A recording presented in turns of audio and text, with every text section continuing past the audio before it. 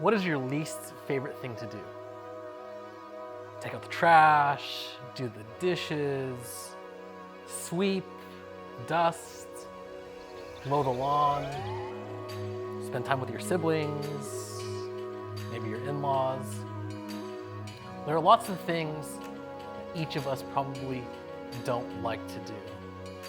But the Bible tells us that we should do all things without grumbling.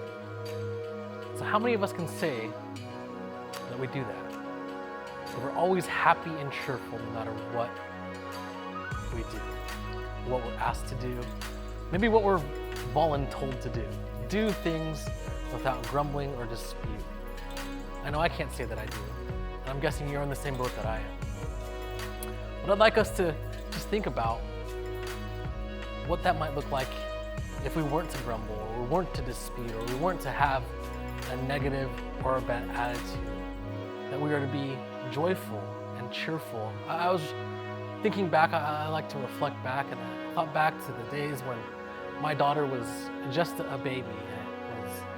She cried in the middle of the night and got up and rocked her, and sure, it might not have been ideal because we were lacking sleep.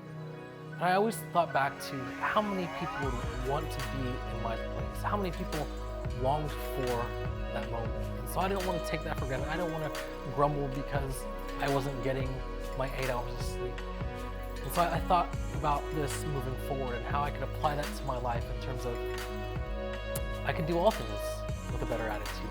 I can always see a different outlook in whatever I was asked to do. But as Paul's writing to the church at Philippi, he says, do all things without grumbling or disputing. And he says, here's why. Philippians 2:15, so that you will prove yourselves to be blameless and innocent, children of God, above reproach in the midst of a crooked and perverse generation, among whom you appear as lights in the world. And that's exactly it. We want to be a light in this dark world. We want to be a reflection of Christ. And if we are just like other people who are complaining and grumbling and arguing, how will we stand out?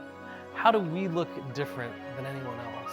So I want to encourage you today that as you go about your day and you come upon some things that maybe you don't want to do or you don't like to do, you have a different attitude going into it, and that in it, you might be a reflection of Jesus.